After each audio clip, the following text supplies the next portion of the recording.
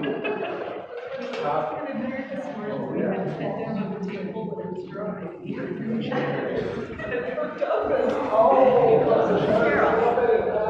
know why that big stick is in the hallway next to the mailboxes? It's a huge stick, it's probably familiar, it's like 6 foot tall.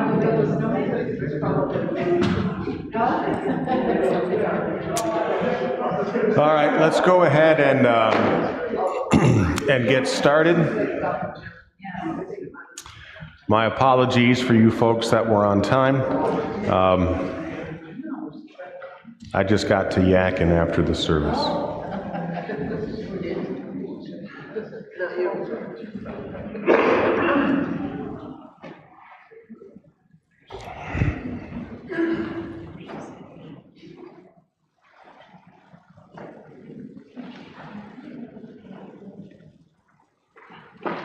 If you haven't noticed, I am easily distracted, and so I got off on the tangent of my OMA when my church, my home church, decided to change hymnals. The red hymnal came out in 1941 and was very beloved, and then in 1982. The synod switched to a new hymnal, and my home church was very much on the cutting edge, and they switched right away. And oh my, there were some unhappy campers. You can change the Bible before you can change somebody's hymnal. I don't know what it is with you Lutherans, but man. So, all right. Anybody else grow up with Old Red?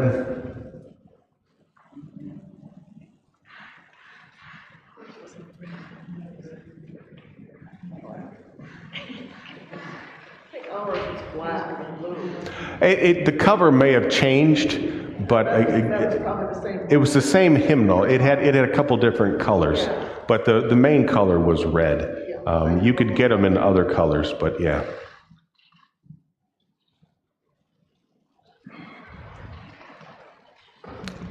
And so when the synod switched hymnals to the blue hymnal, it had about a 50% success rate in that only about half of the congregations in the synod adopted it, went to use it. The rest just kept Old Red. And so I barely remember doing Old Red when I was younger, but I was 14 years old when they switched to the blue hymnal. So I always say that's the one that I grew up with, because that's just the one that I was the most aware of.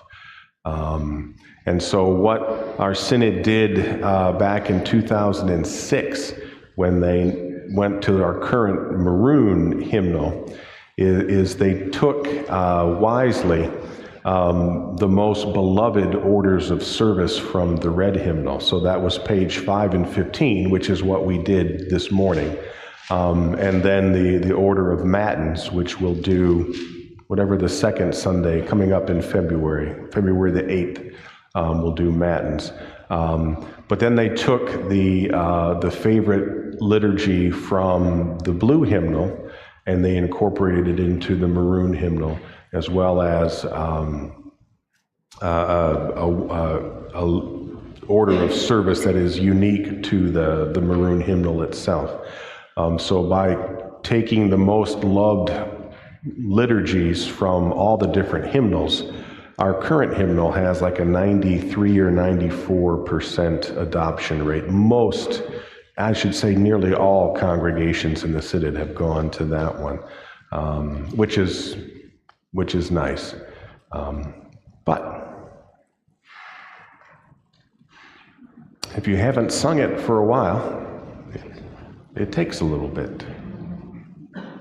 And if you've never heard it before, it'll take a longer bit.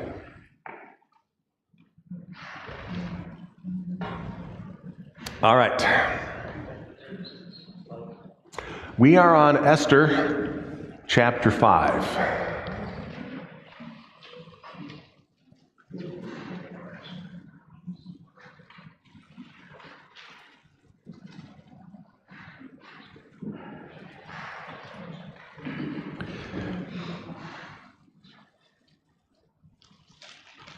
So, Esther chapter 4, this is where Mordecai gets a little heavy-handed and commands Esther to help out, reminding Esther that she's not going to be immune from the struggles to come, even if she is queen and living in the palace.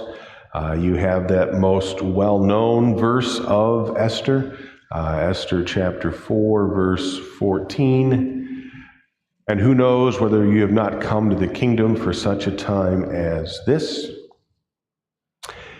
And so Esther says, okay, I'm going to pray and fast, and I want you to have all the Jews pray and fast. And now we pick up with chapter 5.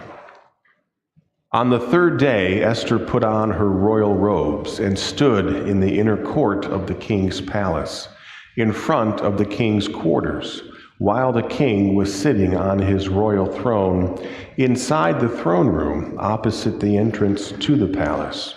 And when the king saw Queen Esther standing in the court, she won favor in his sight. And he held out to Esther the golden scepter that was in his hand. Then Esther approached and touched the tip of the scepter. And the king said to her, "What is it, Queen Esther? What is your request? It shall be given you, even to half of my kingdom."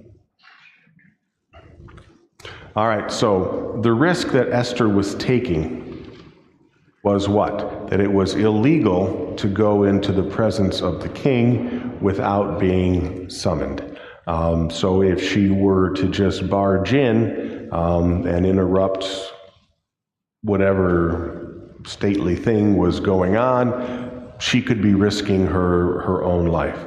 And she had already experienced with Queen Vashti being unqueened, that Xerxes could be prone to some pretty strong reactions. So Esther, I imagine in her prayers, is asking the Lord to open a door, all right, or to make something happen. And so I want to draw a connection to that. To that weekly prayer that we do in church, where you say, "Lord, bring someone into my life with whom I can share the gospel," okay? You've all had the experience of the aggressive evangelist, who initiates the conversation, who is very forceful. And a lot of our evangelism training has been along those lines. I remember in seminary going to an evangelism weekend, and they used the old Dr. Kennedy, "Hey, if you were to die tonight, why would God let you into heaven?" And so you were the one who was initiating this conversation, whether or not somebody wanted to have it with you. Have any of you come across a Lutheran pastor named Greg Finke? Finke. So Greg Finke was the senior pastor at a Messiah Lutheran Church in Midland. Messiah in Midland is absolutely enormous. And he's basically the one that was the pastor while it grew to be absolutely enormous. And if you've been there, it's just out in the middle of nowhere in cornfields. And you're wondering, how would a church in the middle of nowhere grow to be so enormous? Anyway, Pastor Finke then went on to be pastor of some even larger churches, I think, down in Texas. And then in his retirement, he formed his own mission society. And he wrote a book called Joining Jesus on His Mission. And Pastor Finke's premise is that God has called you to be an evangelist to your neighbors, and like physically the people who live around you. And so when you go through the training, one of the things he'll do is give you basically kind of a blank map. And it's kind of like in the form of a subdivision. And you just go around and you write in how many of your neighbors do you actually know. And when you hear the phrase, be an evangelist to your neighbors, you're thinking, oh, I got to walk up to my neighbor and say, hey, if you die tonight, neighbor, why should God let you? And that is exactly the opposite thing that Greg says. Greg says, go be a friend. No agenda, just be a friend. Hey, learn their names. And while you're doing this, you are praying that God opens the door. And sometimes it may take a few months, sometimes it may take a few years, sometimes it may take a few decades. But as your relationship with that person grows, and it's just a genuine friendship, you're not trying to get a notch on your belt, you're not trying to bring home a testimony you can put on social media. Hey, I brought this person to Jesus. Nope, you're just being a genuine friend, and you're waiting for God to open that door. It's a very different method of evangelism, and it's one that actually I am quite enamored with. And so, and again, you may have experienced this already when we say the dangerous prayer is, Lord, bring someone into my life with whom I can share the gospel. And that's because God will what? He'll answer that prayer. And you will be amazed at the doors that God opens just in your relationship with your neighbors. Whether it's, you're having a neighborhood barbecue, whatever it might be, just as you develop relationships, friendships with your neighbors with no agenda whatsoever, other than you're always in prayer for that person. Hey, God, open a door. And you wait for that person to then initiate the conversation and take things to a little bit of a deeper level.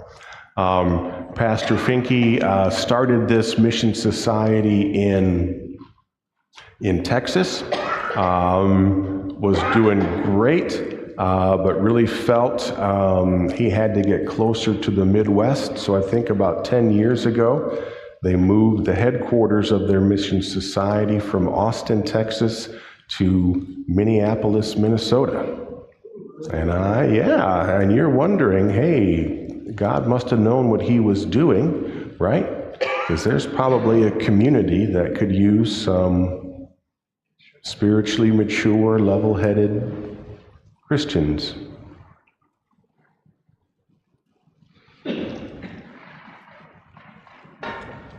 So I shared that because that's what comes to mind. Esther doesn't take matters into her own hands. Esther goes and presents herself in the sight of the king. In the entrance, he notices Esther. I imagine there was a lovely gown and makeup and hair and whatnot, because the king is a guy and there's a pretty girl, and that does wonders for guys. And so now the king has Esther's attention. The king invites. So God opens this door. All right.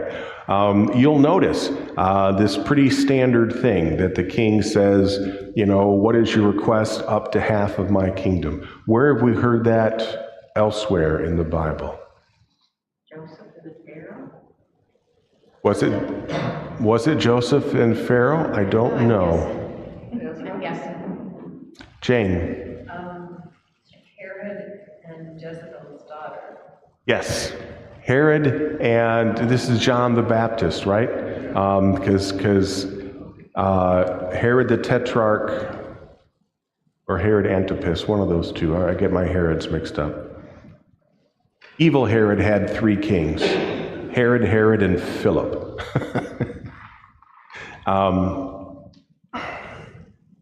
But yeah, the Herod that had John the Baptist beheaded, right? He had married his brother got divorced, and Herod married his brother's ex-wife, which John the Baptist spoke out against.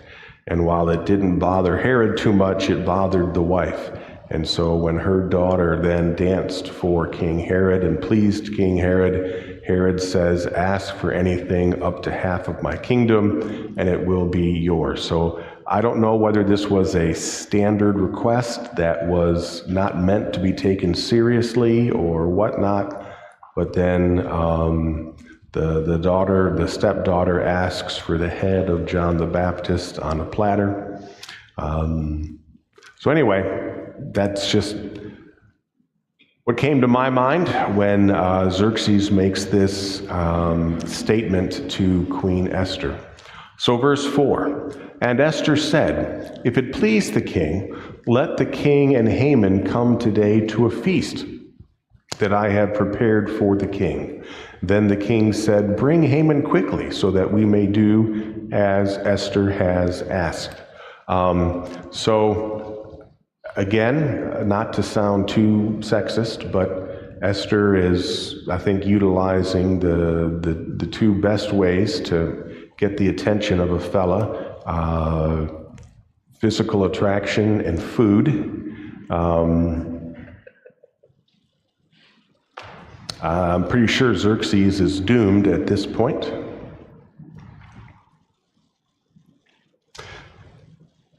So the king and Haman came to the feast that Esther had prepared. And as they were drinking wine after the feast, the king said to Esther, what is your wish? It shall be granted to you. And what is your request? Even to the half of my kingdom it shall be fulfilled.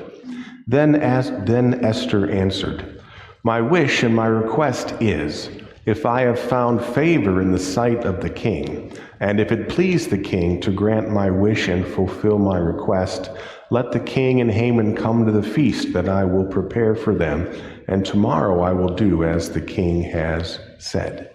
So again, she is being very subtle about this. She's not just coming forth and blindsiding the king. You can see that there is a fair amount of buttering up, if you will. So, catches his eye, gets invited in, invites the king to a feast. He and Haman come. At the end of that, she invites him the next day to another feast. Verse 9. And Haman went out that day joyful and glad of heart. But when Haman saw Mordecai in the king's gate, that he neither rose nor trembled before him, he was filled with wrath against Mordecai.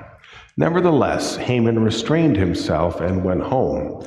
And he sent and brought his friends and his wife Zeresh. And Haman recounted to them the splendor of his riches, the number of his sons, all the promotions with which the king had honored him, and how he had advanced him above the officials and the servants of the king. Then Haman said, even Queen Esther, let no one but me come with the king to the feast she had prepared. And tomorrow also I am invited by her together with the king. Yet all this is worth nothing to me, so long as I see Mordecai the Jew sitting at the king's gate. Then his wife Zeresh and all his friends said to him, let a gallows 50 cubits high be made, and in the morning tell the king to have Mordecai hanged upon it. Then go joyfully with the king to the feast. This idea pleased Haman, and he had the gallows made.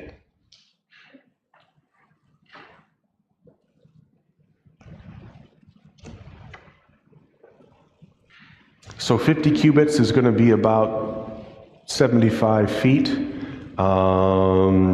maybe 90 feet if you have arms as long as Scott's. Remember, the cubit is just from the crook of the elbow to the tip of your finger. In normal humans, it's about 18 inches.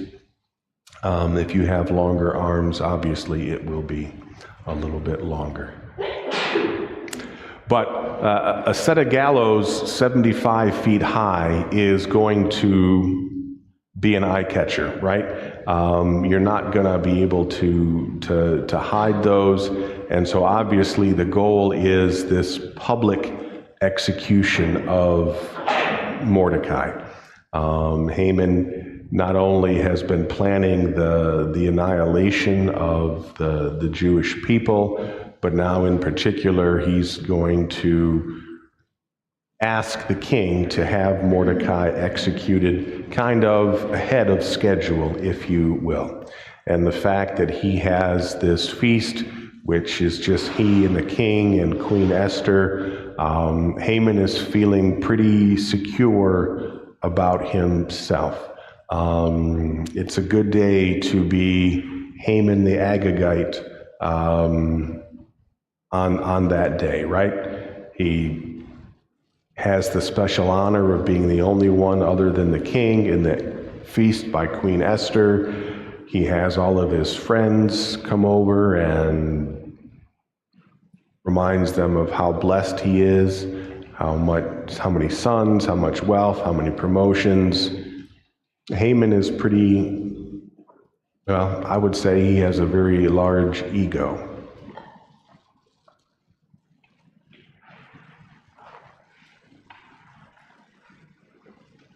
And his friends and Zeresh probably know that it's best just to stroke that ego, so they come up with the suggestion to have the giant gallows made.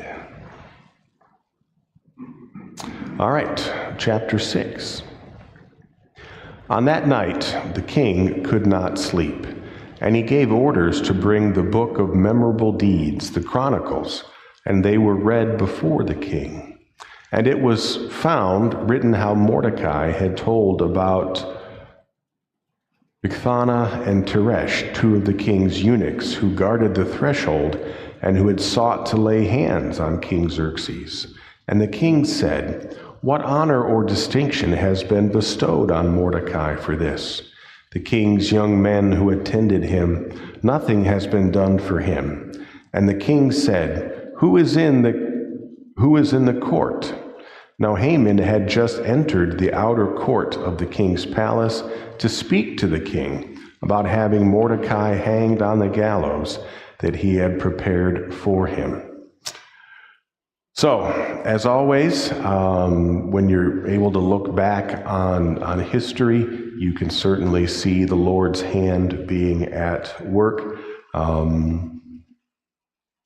Haman is getting ready to ask the question, say, hey, this Mordecai guy is not doing what you commanded. He's not bowing to me and giving me the respect that you said that I am due. And he's about to ask Mordecai or Xerxes to have Mordecai executed. And wouldn't you know it, God brings to the attention of Xerxes, reminds him of this favor, this service, this good deed that Mordecai had done. Verse 5, and the king's young men told him, Haman is there, standing in the court. And the king said, let him come in. So Haman came in, and the king said to him, what should be done to the man whom the king delights to honor? And Haman said to himself, whom would the king delight to honor more than me? And Haman said to the king, for the man whom the king delights to honor, let royal robes be brought, which the king has worn, and the horse and the king has ridden, and on whose head a royal crown is set. And the robes and the horse be handed over to one of the king's most noble officials. Let them dress the man whom the king delights to honor, and let them lead him on a horse through the square of the city, proclaiming before him, thus shall it be done to the man who the king delights to honor. All right, so the king says, hey, what should I do with the fella that I want to single out, that I want to give a very public acknowledgement to, that I want to give a kingly attaboy? And so Haman is thinking to himself that the king means who? Him, right? Again, Haman is very much in love with Haman.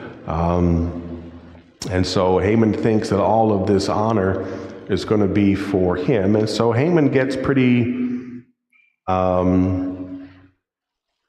specific, I guess is a good word to use. And so you're really giving this person a public accolade, right? You're dressing him in the fine robes, you're putting him on a king's horse that the king himself has ridden, and you're parading him through the city. You're basically just a one-person parade of adoration, that, hey, the king says this guy is special. And the king says, "Thus shall it be done to the man whom the king delights to honor." Then the king said to Haman, "Hurry, take the robes and the horse as you have said, and do so to Mordecai the Jew, who sits at the king's gate. Leave out nothing that you have mentioned." That verse always strikes me, because as you read through the book of Psalms, on a regular basis, one of the things that the psalmist will request is that for those people who are plotting against either the psalmist or plotting against the Jews, just for the wicked, the psalmist will always pray that their own plans turn back on them, that they experience what they intended for others to experience. And you can use the phrase poetic justice. Sometimes in our vocabulary we'll use the word karma, even though karma is not technically a Christian theological belief. I like to say that as Christians we don't believe in karma, but we do believe that God has a wicked sense of humor. And Haman is going to get to experience that. Haman just detailed everything that he would like to happen to himself, and now Xerxes says, okay, do that to your worst enemy. Do it to the guy that you cannot stand. Although Xerxes didn't realize that Haman couldn't stand him at the time. So this has just got to be absolutely infuriating to Haman, this kind of role reversal. Because Haman is like thinking he's the one who deserves this honor, but it goes to someone who is undeserving. Now, of course, anytime you read the Old Testament, you want to try and find as often as you can how the Old Testament will point to Christ. And so this role reversal, if you will, this nobody becoming a somebody, while the somebody who probably deserves all the glory doesn't get it. All right, and I'm not to say that Haman is some kind of a Christ figure in this. He absolutely is not.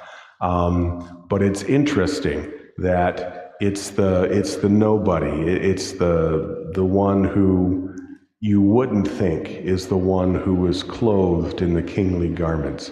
And so I know the Apostle Paul in particular is fond of the phrase that we are clothed in the righteousness of Jesus. So in the same way as Mordecai gets the royal treatment from King Xerxes, all of us wind up getting the royal treatment, as undeserving as we are, from God's own Son. We're the one dressed up in the robes of his righteousness. So Haman took the robes and the horse, and he dressed Mordecai and led him through the square of the city, proclaiming before him, "Thus it be done to the man whom the king delights to honor." Then Mordecai returned to the king's gate, but Haman hurried to his house, mourning and with his head covered. And Haman told his wife Zeresh and all his friends everything that had happened to him. When his wise men and his wife Zeresh said to him, "If Mordecai, before whom you have begun to fall, is of the Jewish people, you will not overcome him, but will surely fall before him." So this is quite the turnaround in one day. I'm curious to know a little bit more of what is behind this kind of a turnaround. And so as I was thinking about this, you remember that Mordecai waited for almost a year. He had the priests, casting lots to try and find out what the best time was. And you have to wonder if that the religion that Haman practiced put a lot of stock in, the omens, if you will, whether it was divining them through casting lots or just trying to interpret some of the events that happened, right? Because from the perspective of Zeresh, Haman's wife, and then their friends, Mordecai is like just moments away from being executed, and you have such a tremendous reversal take place. If they thought that this was some truly terrible omen or what it might be, I don't know. But again, it's going to be harder now for Haman that Mordecai has been so publicly acknowledged and recognized by Xerxes, for then Haman to be able to say, "Hey, no, remember that guy you just honored and said, hey, the king loves this guy? I need you to have that guy executed because he's ticking me off." So whether it was omens, whether it was they were just adept at reading the politics of the moment, not quite sure.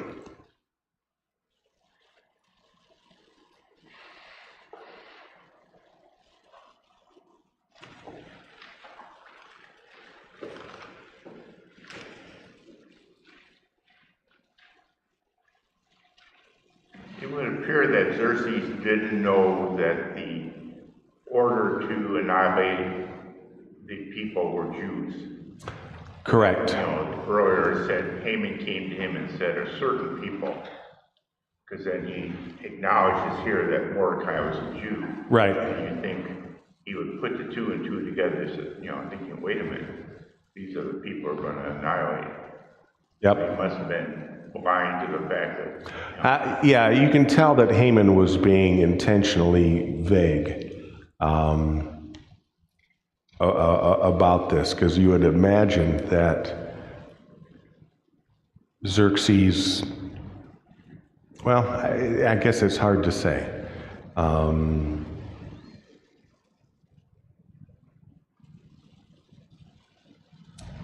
Xerxes doesn't seem to have the same anger towards the Jews that Haman possesses. I don't know. It's harder from the text to try to go any deeper than that.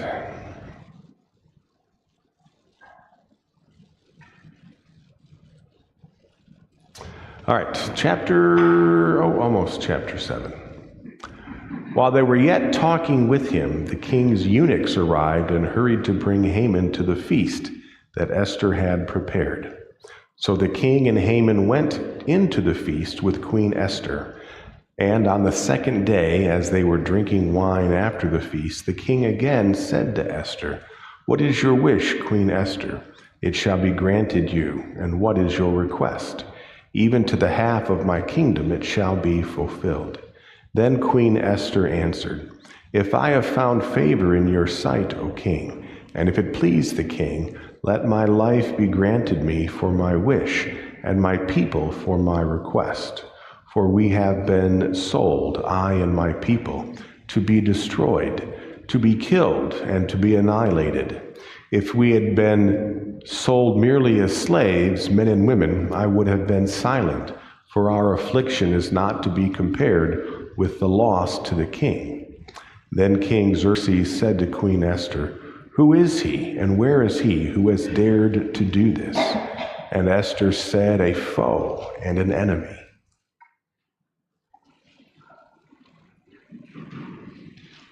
This wicked Haman. Then Haman was terrified before the king and the queen.